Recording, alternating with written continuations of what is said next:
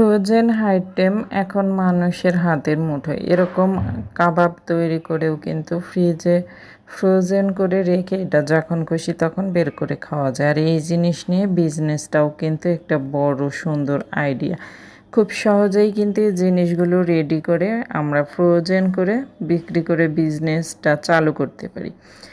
আসসালামু আলাইকুম, কেমন আছেন সবাই? আশা করি অনেক অনেক ভালো আছেন। যে যেখান থেকে আমার আজকের ভিডিওটি দেখছেন সবাইকে জানাচ্ছি স্বাগতম। তো আমি আজকে ফ্রোজেন আইটেম তৈরি করব।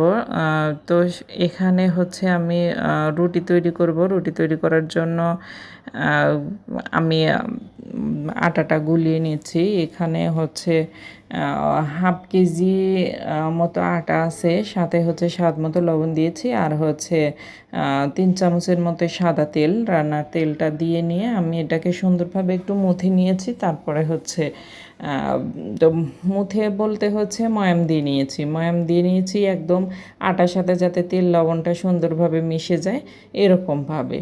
তো এখানে 1 টেবিল চামচ চিনি ইচ্ছা করলে ইউজ করা যায়, না হলে নাই। তো আমি এখানে 1 চামচ চিনি ইউজ করেছি। তো এটা সুন্দরভাবে এখন গুলিয়ে নেব। একদম এমন সুন্দরভাবে একটা বেটার হবে যেটা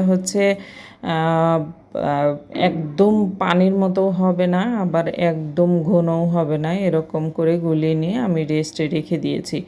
আর এর জন্য আমি এটা রোল তৈরি করব। তো আমি রোলটা তৈরি করব ডিম দিয়ে। ডিমের আমি এই রোলের পুরটা তৈরি করছি।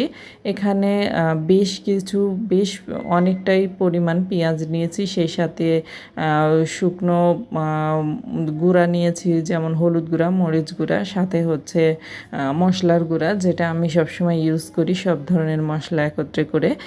সে মশলার গুঁড়া দিয়েছি, স্বাদ মতো লবণ দিয়েছি। তো সাথে এলাচ, দারচিনি, এগুলো একটু দিয়েছি অল্প পরিমাণ, সামান্যই দিয়ে একদম নেড়ে যখন নরম হয়ে গেছে তখন এখানে 2টো ডিম ইউজ করেছি আমি, দিয়ে তারপরে সেটাকে সুন্দরভাবে নেড়ে একদম নরম নরম করে রেখেছি। এখন যেটা গুলিয়ে রেখেছিলাম সেটা দিয়ে আমি পাতলা রুটি করে নেব। আমি এটা ফ্রাই প্যানে হলে, ননস্টিকে হলে অনেকটাই সুন্দর হবে। তো আমি এখানে তাওয়াতে নিয়েছি। তো এই যে রুটিগুলো তৈরি করে নিয়েছি, এটা কিন্তু এখন চাপ দিলে লাগছে না। সুন্দরভাবে 2 পাশটা হালকা করে ছেঁকে নিয়েছি। মানে এটা যেহেতু বেটার তৈরি করে নেওয়া হয়, তো একটু সুন্দরভাবে যখন 2 পাশটা সিদ্ধ হয়ে যাবে তখন এটাকে সরায় রাখতে হবে। তবে আমার মাঝে মাঝে একটু লালচে হয়ে গেছে, তবে এতটাও যাতে না হয় সেদিকেও খেয়াল রাখতে হয়, দেখতে ভালো লাগে। তো এখন আমি পুরটা রেডি করেছিলাম সেটা ভিতরে দিয়ে নিয়েছি, আর একটা আঠা তৈরি করে নিয়েছি, যেটা আটা আটা দিয়ে আর তেল দিয়ে করে নিয়েছি।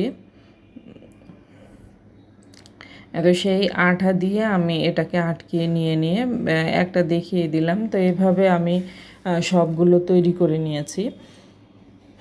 তো এই রোলগুলো কিন্তু খেতে অনেক টেস্ট। এগুলো ফ্রোজেন করে রাখা যায়। বাচ্চাদের টিফিন বা নাস্তা হোক, বা নিজেদের যখন খুশি যখন খাওয়া, ছোট বাচ্চা থাকলে তারা খেতে পারে। বা বিজনেসের জন্য কিন্তু একটা অনেক বড় একটা আইটেম। এখন ফ্রোজেন করেও মেয়েরা অনেক ইনকাম করছে ঘরে থেকে। তো সব কিছুই হলো ধৈর্যের ব্যাপার। আমাদের নিজেদের ধৈর্য কতটুকু, আমরা কতটুকু চেষ্টা করতে পারবো, সেটার ওজনটা মেপে যে কোনো কাজে নেমে যাওয়া উচিত।